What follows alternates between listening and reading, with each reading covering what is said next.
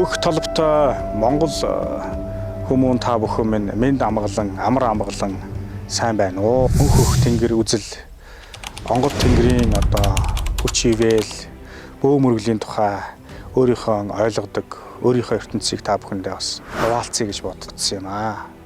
Хөрс алтан дэлхийн энэ сайхан газар нутагт хүмүүн биеийг олж төрсөн та бүхэндээ мөнх хөх тэнгэрийн ивэл уяныг хүсэж байна. Яагаад Монгол ямар үедээ хүчтэй болчдөг? Хүннүү гүрэн их Монгол улс гэд бид нар бол бидний өвд хэцүүд бол асар энэ дэлхийн дээрх хүчтэй улс гүрний тэргуунд нь байсан. Бодит болон бодит бус зүйлийн энергийн дунд бид бүхэн амьдарч байдаг. Тэгэхдээ бид бүхэн бол монголчууд ивэл уянаа энерги сэргээж ивэл уянаа авч явах хэрэгтэй. За тэр нь юугаар яаж дамжуулж авах хэрэгтэй вэ гэхээр хамгийн энгийн арга нь эхлээд хүн зарим хүмүүс ярьдаг шүү дээ. Сүсэг бишрэл байдаггүй гэж. За тэгвэл тэр хүмүүс бол ямар нэгэн зүйлээс энерги ивэлийг авах боломжгүй гэсэн үг. Эсвэргээрээ хүн юу гэдгийг ээж аавыгаа шүтэх эмээ өвөө элен цуланцаа уул усаа өөрийн амин чанартай өөрийн зөв гэж ботсон зүйлээ хүн шүтэн биширч тэндээсээ ивэл буян эрчим энергийг авч баярлаж талархаж түүндээ өгснөөр тухайн хүн баярлнаа гэдэг маань талархнаа гэдэг маань нэгсэндээ тухайн зүйлд ямар нэгэн сэтгэлийн өглөг өгж ийн гэсэн. Альва зүйл бол өгж ийж авдаг. Тэгэхээр ямар нэгэн зүйлийг шүтгэхгүйгээр ямар нэгэн зүйлийг бишрэхгүйгээр хүн болвол юунаас ч сайн сайхан энергийг, сайн сайхан ивэлийг, сайн сайхан эрчмийг авах боломжгүй байдаг. Тэгэхээр тухайн хүн ямар нэгэн зүйл бол заавал шүтдэг, бишрэх шалтгаантай зүйл бол байж л байгаа. Тэрийг мухраар биш зөвөр үннээр нөгөө талдаа шинжлэх ухаанч байдлаар шүтэн биширж явах нь зохистой байдаг юм аа.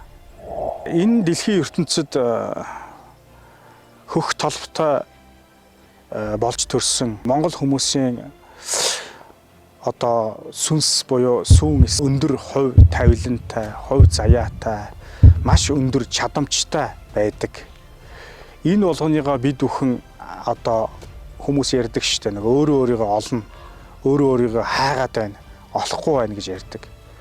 Гэтэл хүн өөрөө сүнснийхаа өгөгдөл, сүнснийхаа чадварыг олсон цагаас эхлээд хүн өөрөө өөрийгөө олдог юм аа. Бусдаар бол энийг эн тэндээс хайгаад, гадаадаас хайгаад юм уу ертөнцийн хязгаар хүртэл яваад олохгүйгаа өрөөл олохгүй байхгүй. Энд зөвхөн сууж агаад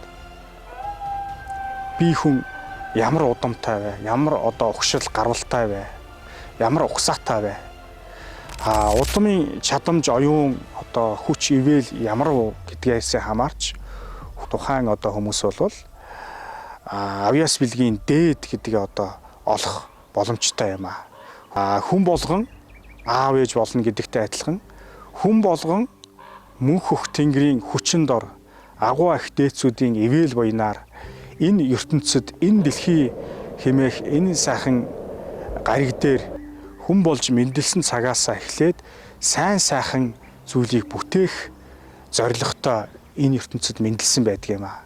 Тэгэхээр мөнх хөх тэнгэр өвөг дээдсүүд бид бүхнийг Монгол хүн болгоныг ивэж явах тийм хүсэл эрмэлзэлтэй байдаг. Тэр бүгдийгээ бид нар бол зөв ойлгож, зөв шингээж, зөв мэдэрч энэ бүгдийгөө эхлэх зөв замыг сонгосон цагаас эхлээд тухайн хүн мөнх хөх тэнгэрийн ивэл багтаж лус савдаг буюу газрын эзэдийн, усны эзэдийн ивэл багтдаг юм аа. Байгаль ээжигээ бид бүхэн хайрлаж хамгаалж, за тэндээсээ байгаль ихтлгийгээсээ ивэл буюу бидний хэлдгээр энерги, эрчим тийм ээ энэ зүйлсийг бид нар авдаг. Гэхдээ энийг бол тохирох тодорхой учир шалтгаан нөхцлөөр авна. Энийг бол бие сэтгэлээ бэлдсэн цагаас үйл хөдлөл сэтгэл оюунаа ботсон цагаас эхлээд бид бүхэн энэ байгалийн эрчимийг ивэлийг авах ийм учир утга байдаг юм аа. Монгол бөө мөргөл зан үйл болвол бусад ихтлгийд амьдарч байгаа хүн ардаас язгуур ухсаатангуудаас бид нэр өөр одоо ухсаагаар бол язгууртай, өөр одоо онцлогтой.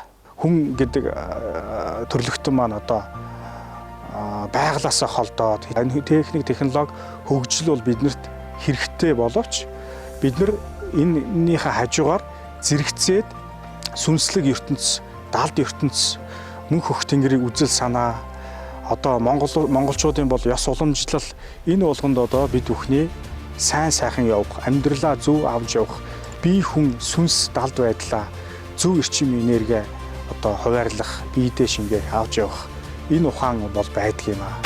Тэгэхээр энэ хүчтэй байх шалтгаан нь юунда, нууц нь юунда байсан юм бэ гэхээр мөнх хөх тэнгэр үзэл санаа буюу одоо онгод тэнгэр ивэл буюу одоо биднэрт одоо далдын хүч зөв эрчим энергиэр авсан цагтаа Монгол одоо сайн сайхан явдаг. Тухайн одоо улс гүрэн сайн сайхан болдго юм аа.